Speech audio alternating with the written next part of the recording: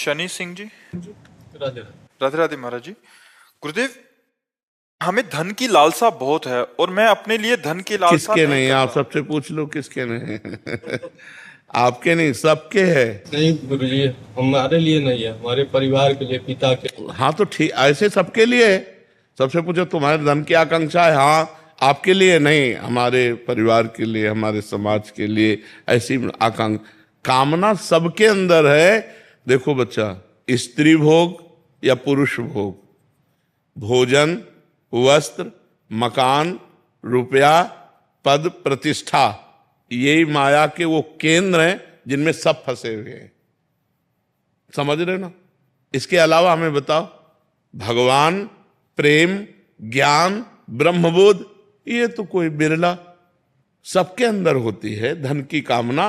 तो हमको इस कामना की पूर्ति धर्म से करनी चाहिए। हमारे यहाँ 4 पुरुषार्थ हैं: धर्म, अर्थ, काम, मोक्ष। देखो बहुत प्रवीणता पूर्वक ब्रह्म ऋषियों ने रखा है। धर्म पहले रखा है और फिर अर्थ और फिर कामना और फिर मोक्ष। मतलब धर्म और मोक्ष के बीच में कामना और अर्थ को रखा गया है कि अगर हम धर्म पूर्वक धन कमाएं, धर्म, अर्थ और कामनाओं की पूर्ति करें धर्म पूर्वक कमाए हुए धन से, तो हमारे को मोक्ष मिलेगा।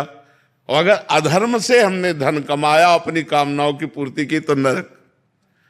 तो हम धर्म पूर्वक धन कमाएं, हम भगवान से जुड़कर धन कमाएं, हम पाप कर्म करके, घूसखोरी से, चोरी करके, किसी से छीन झपट के हम करोड़पति बनना ना चाहें, शॉर्टकट से धनी बनने की कोशिश ना करें। हम धर्म पूर्वक धन कमाएं और धर्म पूर्वक कमाए हुए धन से हम कामना करें, अपनी कामनाओं की पूर्ति करें, तो हमें भगवान की कृपा मिलेगी, हमें मोक्ष की प्राप्ति होगी।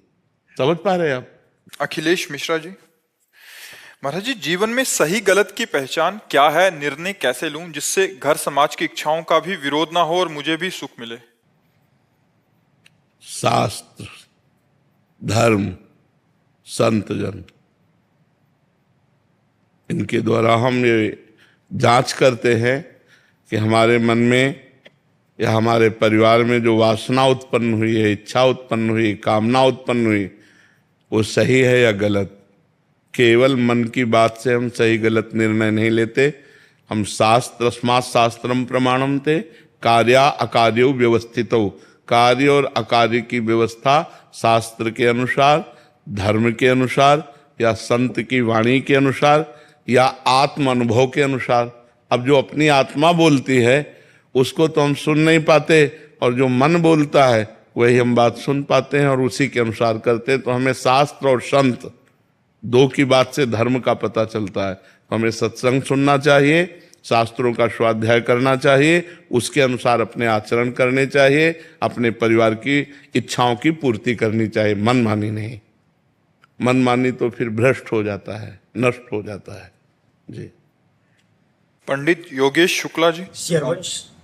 राधे राधे महाराज जी। महाराज जी, पिछले 3 वर्षों से आपको सुन रहा हूँ, जीवन में बहुत परिवर्तन आया है। महाराज जी, हमारा प्रश्न एक था कि किसी भी पूजन या अनुष्ठान में संकल्प मंत्र पढ़ना होता है। यदि जैसे कि सत्यनारायण कथा सुना रहे हैं तो क्या संकल्प मंत्र पढ़ना जरूरी है? अगर संकल्प मंत्र ना पढ़ा जाए तो पूजन का लाभ मिलेगा या नहीं? संकल्प में अमुक गोत्र, अमुक नाम, अमुक ये सब करते हैं, तो उसके आखिरी बात पर ध्यान दो, कृष्णार्पणमस्तु। संकल्प में कृष्णार्पणमस्तु, मैं जो कर रहा हूं हे भगवान आपको समर्पित है। क्योंकि हम करता थोड़ी हैं, भगवान ने प्रेरित किया, भगवान करवा रहे हैं, भगवान को समर्पित, सुनाओ भगवान की कथा, बढ़िया है। पर वो पांडित्य कर्म का विधान है।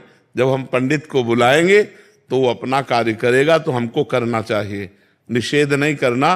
वो जब संकल्प बोले तो अंदर से चिंतन करना चाहिए, हे भगवान मैं तो करने योग्य नहीं हूं, आपकी कृपा से ही हो रहा है, और ये संकल्प आपको समर्पित है। और अगर यही पंडित हो तो इनको तो कराना ही पड़ेगा ना? आप भी पंडित हैं। हाँ, तो वही तो क्रिया हम ये कह रहे हैं ना, जो सिद्धांत है उस पर तो चलना पड़ेगा। श्री हरिनारायण की जब पूजा हम करें उसके पहले नवग्रह की पूजा करते हैं। आप इधर सुना कि नवग्रह क्या बिगाड़ी जब हम हरि की पूजा कर रहे हैं? लेकिन हरि ने ही तो नवग्रह भगवान के बनाए हुए हैं। ये भगवान के पार्षद हैं, तो हमको इनकी पूजा करनी होती है कि आप कृपा करना हरि की पूजा में कोई विघ्न ना आने पावे। बात समझो। तो जो विधान बनाया है हमारे ऋषि मुनियों ने, हमको करना चाहिए। हमें नवग्रह पूजा भी करनी चाहिए, हमें संकल्प भी दिलाना चाहिए, और वो संकल्प भगवान को समर्पित करना। कृष्णार्पणम मस्तु, हरि अर्पणम मस्तु, शायद बोला भी जाता है, बोला जाता है ना। हाँ, तो ये बस उससे मंगल हो जाता है।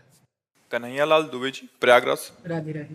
राधे राधे महाराज जी। महाराज जी, ब्रह्म वैवर्त पुराण के प्रकृति खंड के 65वें अध्याय के 39वें श्लोक में व्यास जी कहते हैं कि माँ भुक्तम श्रियते कर्म कल्प कोटि शतेरपि अवश्य में भोक्तव्यम कृतम कर्म शुभाशुभम। कर्मों का फल बिना भोगे क्षीण नहीं होता, चाहे करोड़ों कल्प बीत जाएं। कर्मों का फल तो अवश्य ही भोगना पड़ता है, चाहे वो शुभ कर्म ही क्यों या अशुभ कर्म ही क्यों। हाँ, एक मुकदमा चले और वकीलों की वकालत से और जज के निर्णय से उसको फांसी दे दी जाए, पक्का सिद्धांत कानून के अंतर्गत उसे फांसी मिलेगी। लेकिन एक पॉइंट है, राष्ट्रपति उसे माफ कर सकता है, नहीं माफ कर सकता। तो अवश्य में भोक्तव्यम कृतम कर्म शुभाशुभम, चाहे करोड़ों वर्ष व्यतीत हो जाए, भोगना पड़ेगा। लेकिन राष्ट्रपति अगर माफ कर दे, भगवान माफ कर दे, तो इसी जन्म में सब माफ हो जाएंगे। सर्वधर्मान परित्यज्य मामेकम शरणम ब्रज अहम त्वाम सर्व पापेभ्यो मोक्षयिष्यामि मां शुचा। भगवान कह रहे, राष्ट्रपति कह रहे, सब व्यवहार को छोड़कर मेरी शरण में आ जाओ। जो व्यवहारिक धर्म है इनको छोड़कर मेरी शरण में आ जाओ, केवल मेरी शरण में हो जाओ, मैं तुम्हारे सारे पाप माफ कर दूंगा। कोई संशय? भगवान के वचन में कोई संशय? तो बस भगवान की शरण में हो जाओ, भगवान सारे पापों को नष्ट कर देंगे। अगर सारे पाप नष्ट ना होते तो भगवत प्राप्ति ना होती। भगवत प्राप्ति तभी होती है जब अंतःकरण निर्मल हो जाता है। अंतःकरण निर्मल तभी होता है जब पुरुष निष्पाप हो जाता है। तो निष्पाप तभी होगा जब भगवान की शरण में हो जाए, भगवान का नाम जप करे, भगवान का नाम कीर्तन। नाम से भागवत का आखिरी श्लोक, नाम संकीर्तनम यस्य सर्व पाप प्रणाशनम प्रणामो दुख शमनम तम नमामि हरिम परम। जिन हरि का नाम संकीर्तन सारे पापों को मिटा देता है। ऐसे सिद्धांत में आपको भोगना पड़ेगा, लेकिन भगवान की शरण में आने पर, भगवान का नाम जप करने पर, भगवान का नाम कीर्तन करने पर सारे पाप नष्ट हो जाते हैं। समझ में आई बात आपके? किशोर भावसार जी, इंदौर से। राधे राधे। राधे राधे महाराज जी। गुरुदेव, कई वर्षों से नित्य श्रीमद् भगवत गीता जी का पाठ करता हूं। उसमें भगवान ने इंद्रियों पर मन एवं मन से परे बुद्धि को बताया है, और भक्ति भाव मन का विषय है। तो भगवान ने बुद्धि को सर्वश्रेष्ठ क्यों कहा है महाराज जी? बुद्धि निर्णायक है। जैसे शरीर एक रथ है, किसका प्रश्न है? शरीर एक रथ है, इस रथ की इंद्रियां घोड़े हैं, मन लगाम है, और ड्राइवर सारथी बुद्धि है। पूरे रथ में दारोमदार सारथी के हाथ में है ना। अगर वो जरा सा प्रमाद में हो जाए तो बलवान घोड़े खंडक में डाल देंगे।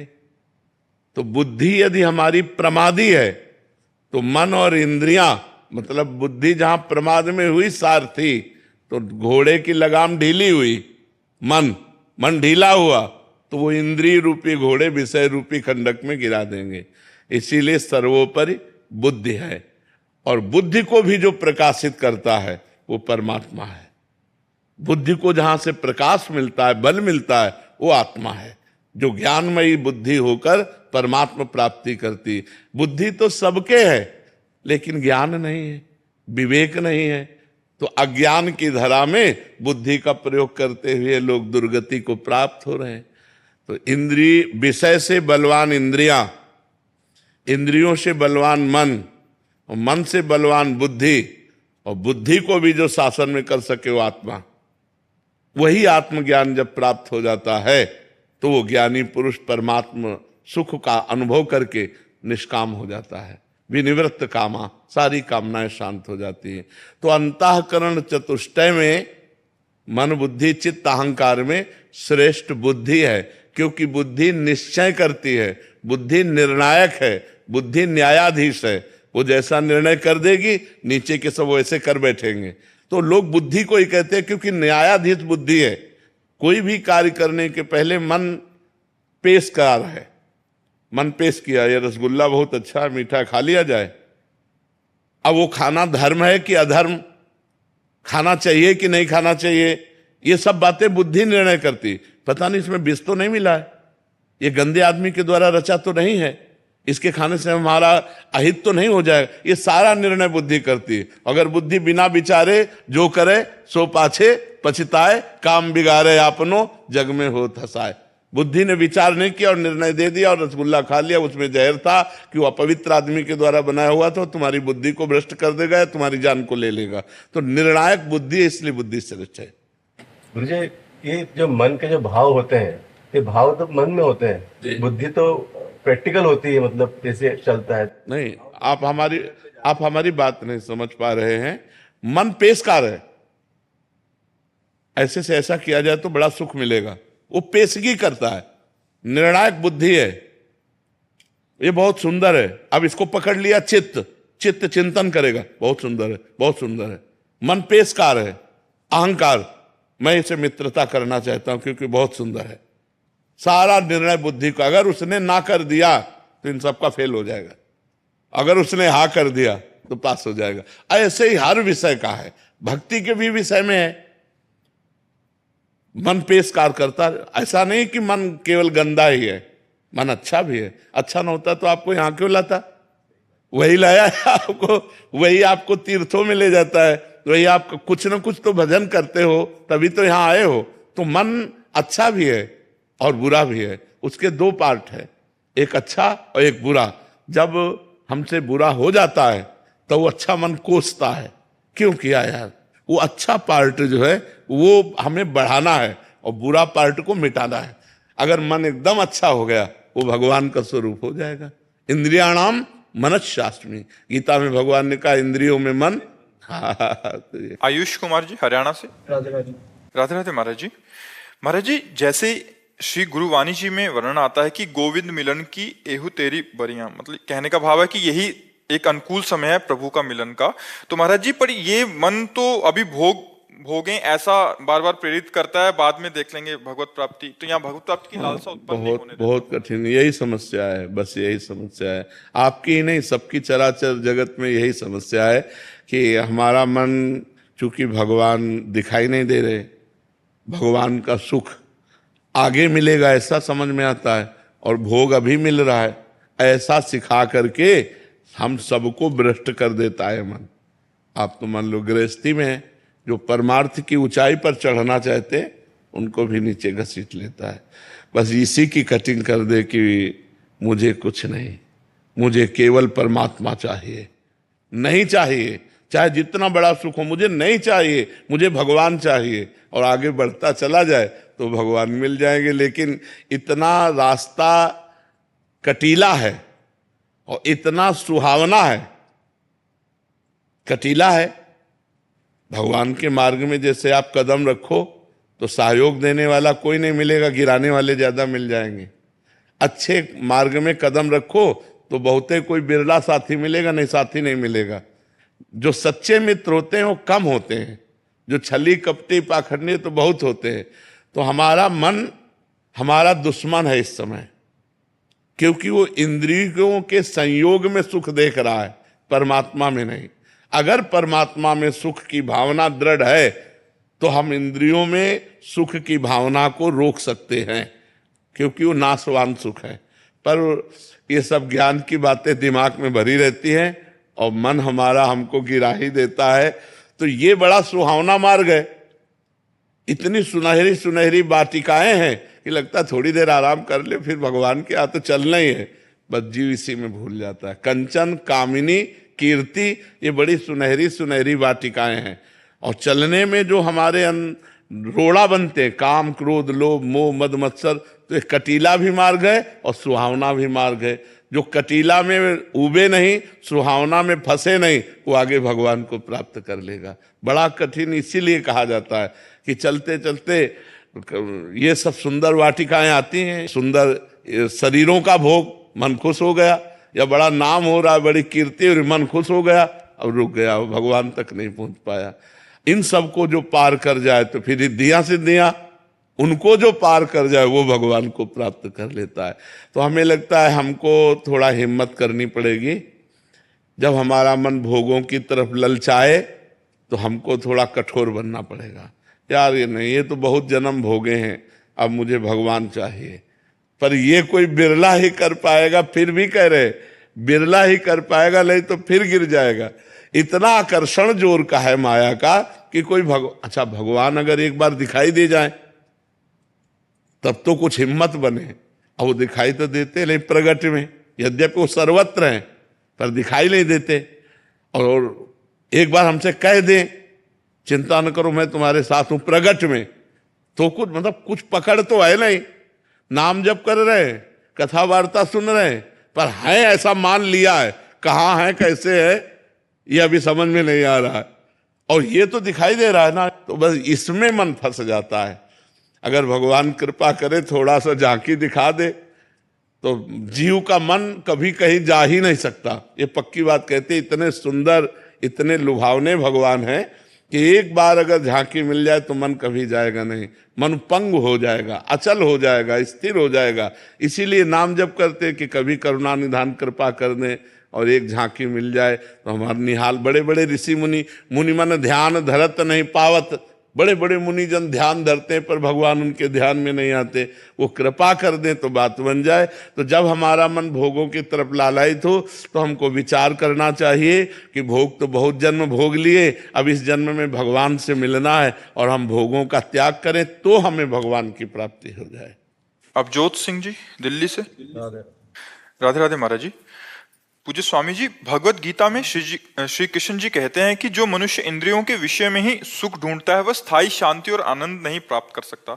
आज के समय में जब सब आनंद को भोग विलास नशा और क्षणिक सुखों में ही खोजते हैं, तब क्या ये संभव है कि हम गीता के उपदेशों के अनुसार आधुनिक जीवन की सफलता के साथ साथ सच्चा आत्मानंद या आध्यात्मिक शांति को प्राप्त या उन्नति को? देखो, बिना विषय सेवन के शरीर चलेगा नहीं। शरीर के लिए विषय सेवन आवश्यक है और बिना विषय सेवन के धर्म की भी पूर्ति नहीं होगी। दोनों बातें देखनी। जैसे आप गृहस्थ हैं तो आपकी पत्नी है, अब पत्नी के संबंध से विषय सेवन करना धर्म है और पराई पत्नी से अधर्म है। तो जो यदि हम अपनी पत्नी से प्यार करते हैं, अपनी पत्नी से ही संग करते हैं, तो विषय सेवन तो हो रहा है लेकिन वो भगवान की तरफ बढ़ने में बाधा नहीं पहुंचाएगा। अगर हम गलत सेवन करते हैं, दूसरी माँ बहनों की तरफ गंदी दृष्टि रखते हैं, वो हमें नरक ले जाएगा, वो भगवान की तरफ नहीं ले जाएगा। अब हम भोजन पाते हैं, पाना पड़ेगा शरीर पोषण के लिए। अब हम अच्छा से अच्छा भोजन, जितना हमने धर्म पूर्वक धन कमाया है, हम पाएंगे, लेकिन मांस नहीं पाएंगे, अंडा नहीं पाएंगे, मछली नहीं पाएंगे, शराब नहीं पिएंगे। ये करेंगे तो नरक जाएंगे। और अगर अच्छा भोजन बनाकर और बड़े बुजुर्ग भूखे किसी को या भगवान को अर्पित करके हम पाते हैं, वो हमारा धर्म है, वो हमें भगवत प्राप्ति के मार्ग में ले जाएगा। खाली समय में बैठकर हम भगवान का नाम जप करें, जो हमारी गुरुवाणी, जो हमारे शास्त्र कहते हैं, वैसे हम जीवन व्यतीत करें। हम व्यर्थ समय नष्ट ना करें। जब हम व्यवहार में करें तो ईमानदारी और सच्चाई का जीवन व्यतीत करें। इसी से भगवत प्राप्ति हो जाएगी। भगवत प्राप्ति कोई कठिन नहीं है। अपने गृहस्थी के भोग भोगते हुए धर्म पूर्वक और नाम जप करते हुए भगवान को सहज में प्राप्त कर लेंगे। लेकिन अब आज धर्म की रेखा के अंतर्गत चलना बड़ा कठिन हो रहा है, नहीं हो रहा है। अगर हम गृहस्थी में चलें और अपने धर्म के अनुसार चलें तो हमें भगवत प्राप्ति हो जाएगी। लेकिन हम धर्म के अनुसार नहीं चलते, जिससे हमारे हृदय में अशांति, भय, चिंता, शोक ये अपना निवास बना लेते हैं और हम दुखी हो जाते हैं। तो हमें धर्म से चलना चाहिए। विषय सेवन किए बिना कोई नहीं रह सकता, जी नहीं सकता। हमारे पानी भी विषय है, भोजन भी विषय है, वस्त्र भी विषय है। अपने अनुकूल, धर्म के अनुकूल, ये दो डिपार्टमेंट है। अपने अनुकूल तो फिर गड़बड़ हो जाएगा। हमारा मन कह रहा है ये भोगना है, हमारे अनुकूल ये पड़ रहा है, अब हमको वहां देखना धर्म के अनुकूल है कि नहीं। धर्म के अनुकूल विषय सेवन करना और धर्म के प्रतिकूल का त्याग कर देना और भगवान नाम जप करना और सबका मंगल। कोई बिरला दिमाग होगा जो मन में जो आए वही वाणी में है और वही आचरण में है। कोई बिरला होगा, मन में कुछ और चल रहा है, वाणी से कुछ और बोल रहे और आचरण कुछ और बता रहे। छल कपट की वृद्धि होती चली जा रही है। मतलब कोई बिरला ऐसा होगा जो सत्य और शुद्ध मार्ग में चल रहा हो। तो आज हमारा गृहस्थ धर्म में उद्देश्य केवल बन गया है धन, भोग, मौज मस्ती। धर्म, बिरला ही कोई धर्म को धारण करने की बात सोचता है कि हमारा धर्म क्या है। गलत रास्ते में मत जाओ। ये नई अवस्था नशा के लिए नहीं है, बेविचार के लिए नहीं है। तुम पढ़ो लिखो, उन्नति करो, राष्ट्र में ऐसे पदों पर जाओ जिससे हमारे समाज को सुख पहुंचा सको। इसलिए कहते हैं तो ऐसे चले तो आनंद की अनुभूति हो जाए। संजय जी सूरत से। राधे राधे महाराज जी। महाराज जी, आजकल वृद्धा आश्रमों में माता पिता और असहाय बुजुर्गों की संख्या दिन प्रतिदिन बढ़ती जा रही है। जिन लोगों ने अपने बच्चों का पाल पोस कर इतना बड़ा किया, अब उनको अकेलापन और तिरस्कार का सामना करना पड़ता है। महाराज जी, परिवारों में ये अकेलापन महाराज जी क्यों बढ़ता जा रहा है? सब स्वार्थ बुद्धि होती जा रही। आपसे क्या कह रहे, धर्म अगर का धर्म का पालन करे तो हर पुत्र का कर्तव्य है कि जब तुम सोचने लायक नहीं थे, लघुशंका करने का ज्ञान नहीं था, तब तुम्हें अपनी गोद में लघुशंका करते हुए भी तुम्हारा पालन पोषण किया माँ ने। आज वही माँ बूढ़ी हो गई, बिस्तर पर शौच कर रही, अब तुम्हारा कर्तव्य है कि उसके शौच का प्रक्षालन करो, उसको खवाओ पियाओ। देखो, हम कह रहे हैं अनाथालय में आप 20,000 रुपया महीना उनको भेजते रहो, तो भी जो तुम्हारा प्यार है वो उनको चाहिए। उस समय 20,000 रुपया नहीं चाहिए। जब माँ को दुलार करके, पिता को दुलार करके, बातचीत करके खवाओ पियाओगे, वो सुख जो उनको मिलेगा वो रुपये से सुख नहीं मिलेगा, वो अनाथालय में रखने से नहीं मिलेगा। अच्छा, आज आप अपने माता पिता को अनाथालय में रख रहे हो तो कल तैयारी आप भी रखो, क्योंकि तुम्हारे लड़के देख रहे हैं ना दादा दादी अनाथालय में हैं। जैसे आचरण करोगे तो ब्याज सहित मिलेगा ना। इसलिए हमें चाहिए कि अपने माता पिता को मातृ देवो भव, पितृ देवो भव, भगवान के समान आदर दिया गया है माता पिता का। हाँ, हम ऐसे आचरण करें, ऐसा व्यवहार करें माता पिता से कि उनको सुख मिले। यार, बड़ा विचित्र समय है, बहुत विचित्र समय है। कोई सुनने के लिए तैयार नहीं। उनको बूढ़ों की सेवा करना मतलब भार लग रहा है और ये समझ में नहीं आ रहा कि जवानी बुढ़ापा में तुम्हारी भी बदलेगी। तब तुम क्या करोगे जब तुम्हारे साथ ऐसा बर्ताव होगा? तो आजकल के नौजवान बच्चे धर्म को कहाँ समझ रहे हैं। अगर समझें तो बूढ़े माता पिता को ऐसा कष्ट ना दें। और प्राय ऐसा हो रहा है, सबसे ज्यादा तुम्हारा प्यार और सानिध्य चाहिए उनको। रुपया और भोजन से ज्यादा प्यार और सानिध्य चाहिए। तो आजकल बच्चे अपने प्यार को तो अपनी वासनाओं में बांटे हुए हैं, तो माता पिता की तरफ कैसे देखें। यही बच्चापन से बच्चों को आधुनिक शिक्षा के साथ आध्यात्मिक शिक्षा देना अनिवार्य है। यदि आप नहीं दोगे तो वही परिणाम आपको भोगना पड़ेगा, क्योंकि आधुनिकता में बढ़ते चले गए। अब वो देश विदेश रह रहे हैं, अब बूढ़े माता पिता घर में पड़े, कोई पानी देने वाला नहीं, और वो देश विदेश कमा रहे हैं। अगर कमा रहे हो तो जहां तुम हो वहीं अपने माता पिता को ले जाओ। तुम्हारे माता पिता तुम्हारे लिए भगवान, ऐसी भावना करो। पर बड़ा विचित्र है, कोई कोई मान रहा है, नहीं तो सब लोग जो है अपनी अपनी मस्ती चाहते हैं। जब बूढ़ा कोई खाट में हग रहा हो और उसकी कोई सेवा कर ले तो भगवान की अलग से आरती करने की जरूरत नहीं है, भगवान प्रसन्न हो जाएंगे। और उस बूढ़े को आपने कष्ट दिया और देवालय में जाके ऐसे नमस्कार करते हो तो भगवान प्रसन्न होने वाले नहीं। इसलिए हमें चाहिए अपने घर रूपी मंदिर में माता पिता रूपी भगवान की आराधना करनी चाहिए। उषा अग्रवाल जी मथुरा से। राधे राधे महाराज जी। महाराज जी, आपके चरणों में कोटि कोटि प्रणाम। महाराज जी, जीवन में दुख और संघर्ष का क्या आध्यात्मिक महत्व है?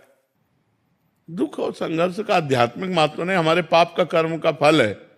आध्यात्मिकता धारण करके दुख और संघर्ष को हम पार करें। अगर हम भगवान को अपने संग रखेंगे स्मरण में, तो हम दुख और संघर्ष को पार कर जाएंगे। ये जंग तो सबको लड़नी पड़ेगी, सबके जीवन में दुख आता है, सबके जीवन में संघर्ष आता है, पर अगर हम भगवान का चिंतन करें, भगवान का स्मरण करें, तो हम इस संसार के संघर्ष से और दुख से पार हो सकते हैं। अन्यथा सब डूब रहे हैं, इसी में डूब रहे हैं। दुख संग आज नहीं है तो कल आ जाएगा, ऐसी विपत्ति आ जाएगी, ऐसा दुख आ जाएगा, ऐसा संघर्ष आ जाएगा कि आप हार जाओगे। और जीत वही जाएगा जिसके साथ भगवान का स्मरण है, भगवान का संग है। तो हम भगवान का स्मरण करें, नाम जप करें, भगवान ही हमें जिताएंगे, उन्हीं की माया है। नहीं तो ऐसी ऐसी समस्याएं हैं कि दिमाग खराब हो जाए। अब जो खाने पीने के लिए व्यवस्था हो रही, वही व्यापार चौपट हो रहा है। जो प्रियजन है जिनके लिए कर रहे हैं, वही मर गए। बड़ी समस्या है, एक समस्या है। तो हम अगर भगवान का चिंतन करते हैं, भगवान का आश्रय लेते हैं, तो हम सुखी हो सकते हैं दुख में भी। नहीं तो बड़ा दुख है। सुबह राज तिलक होने वाला है चक्रवर्ती सम्राट पद पर भगवान राम का, और सामने के 14 वर्ष का वनवास लो, कितनी बड़ी विपत्ति भगवान के ऊपर। सुबह राज तिलक की घोषणा होने है और सामने के 14 वर्ष का वनवास हो, तो कब कहां विपत्ति आए, पल की पल में क्या हो जाए कुछ पता नहीं तकदीर का, अजब खेल रघुवीर का।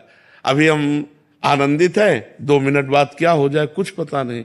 इसलिए नाम जप करो, भगवान का आश्रय लो, वही विपत्ति दुख से हमें जिताएंगे। नहीं तो हम हार ही जाएंगे। संसार की माया बहुत विचित्र है। राधे राधे महाराज जी। महाराज जी, मैंने अपने पति धर्म की मर्यादा भंग कर अपने पति को धोखा दिया और अपने पति और सास ससुर को बहुत दुख दिया। अब सब ठीक है, मैं अपने घर में बहुत अच्छे से हूँ, मेरे पति भी मुझसे बहुत प्यार करते हैं, पर जब भी मेरे को अपना अतीत याद आता है तो मुझे इस बात का बहुत पछतावा होता है और हृदय में जलन होती है। महाराज जी, मैं इस अपराध का पश्चाताप करना। हाँ, बस यही जो जलन हुई, और आज से कभी नहीं गलत आचरण करूंगी और नाम जप करो, यही सुधार देगा। अब दोबारा कभी गलती नहीं होनी चाहिए जीवन में।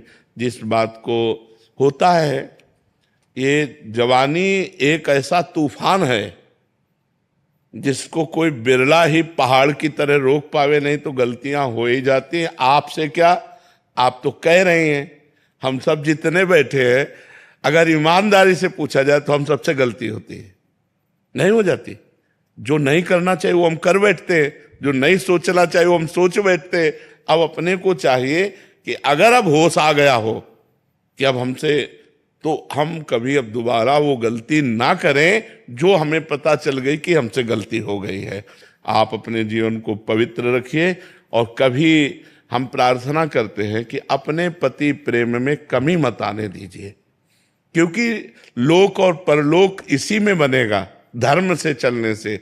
और इधर उधर से माताओं बहनों से ये प्रार्थना है कि अपने जीवन को बहुत सजो करके रखिए, बहुत पवित्र रखिए, कहीं किसी संकट में न फंस जाए, कहीं कोई ऐसा व्यक्ति ना हमको मिल जाए जो हमारा दोस्त बनकर दुश्मन का काम कर दे। पता थोड़ी चलता है, छल कपट करके लोग आजकल ऐसा मुखौटा दिखाते हैं कि लगता है बहुत प्यार करता है, और जब परिणाम में देखो तो छल कपट नजर आता है। तो बहुत बच करके माताओं बहनों को और पुरुष को भी एक दूसरे से सावधान रहे।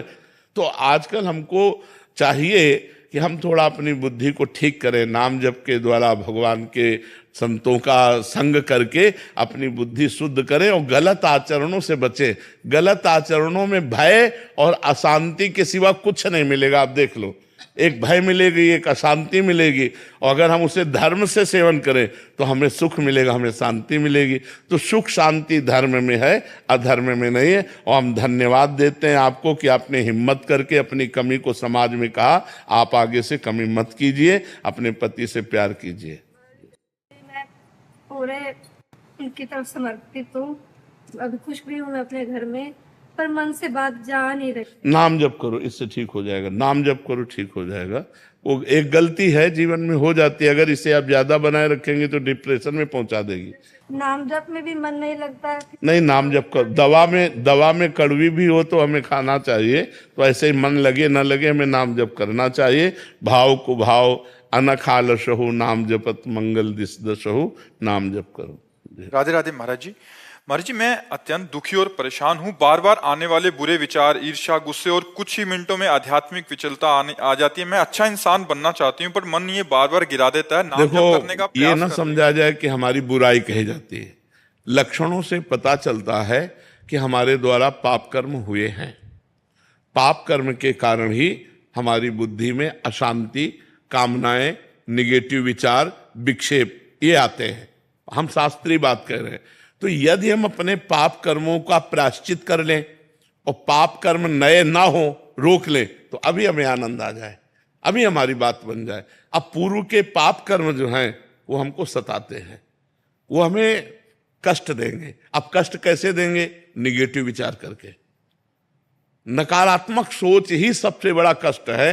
नहीं, अगर शरीर में पीड़ा है और सोच सकारात्मक है तो बड़ी मस्ती रहती है, और शरीर स्वस्थ है और सोच नकारात्मक है तो डिस्टर्ब रहता है आदमी।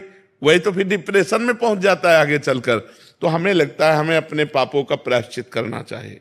बार बार उस बात का स्मरण करके जलन पैदा करना और भगवान का नाम जप करना और आगे से वो पाप ना करना, तो बढ़िया बात हो जाएगी। अब हमारी बात को अन्यथा ना लेकर के अपने जीवन को अच्छाई की तरफ ले चला जाए।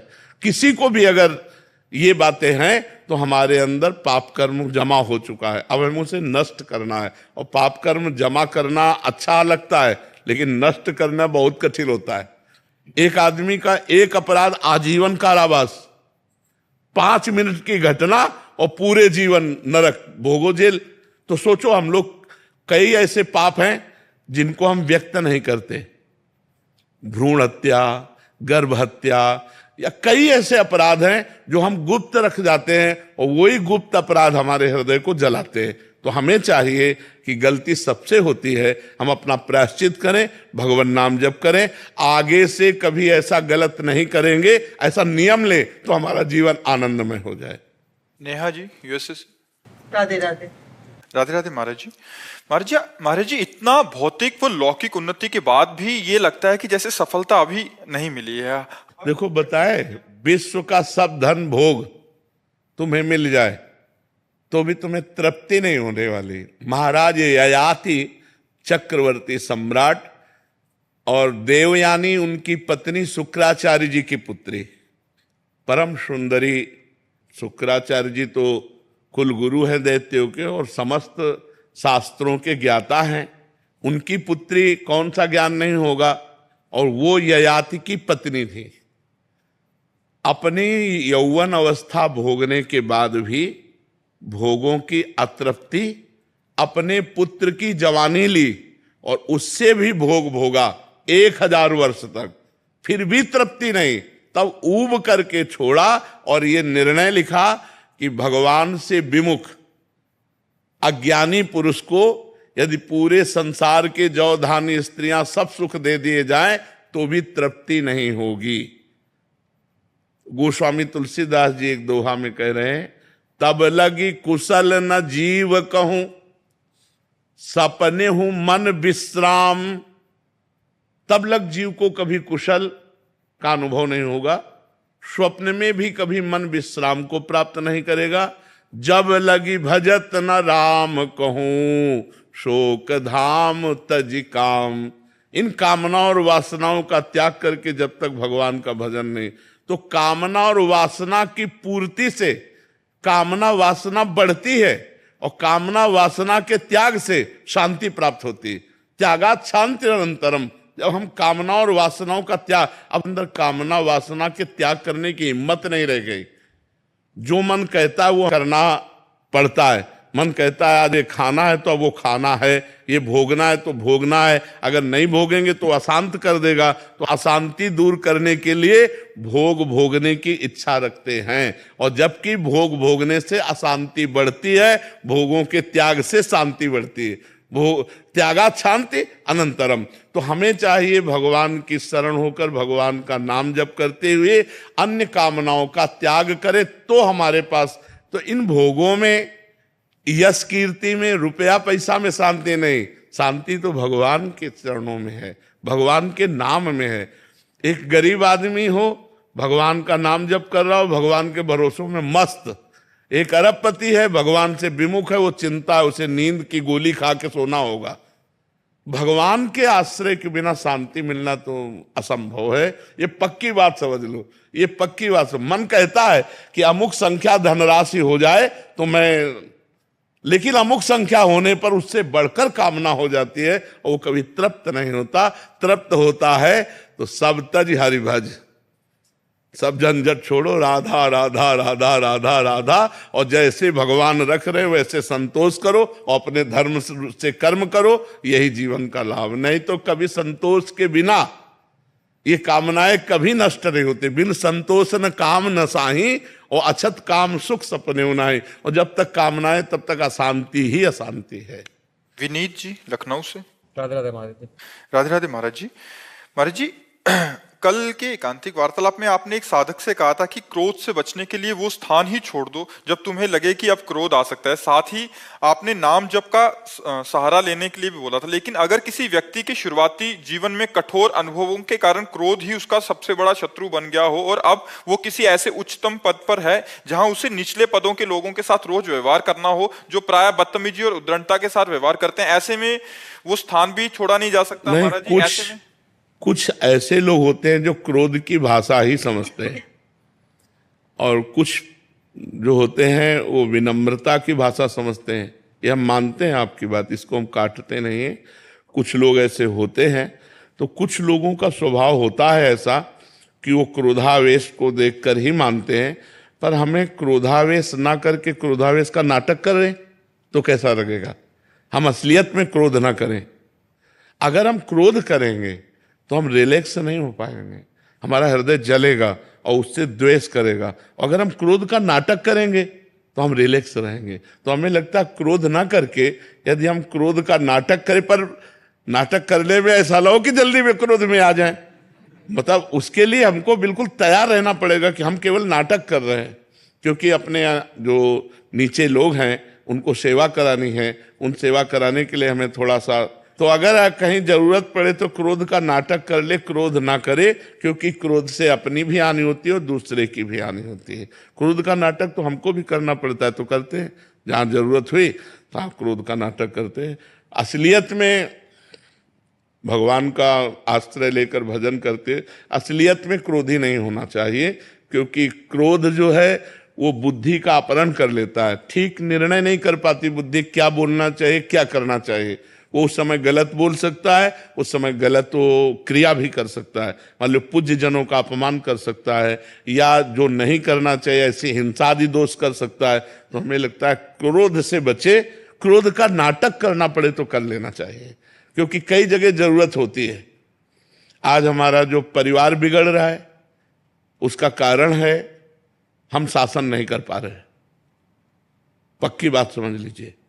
नहीं, अगर छोटेपन से शासन हो बच्चों का सबका तो बहुत मर्यादित बच्चे हो जाएं।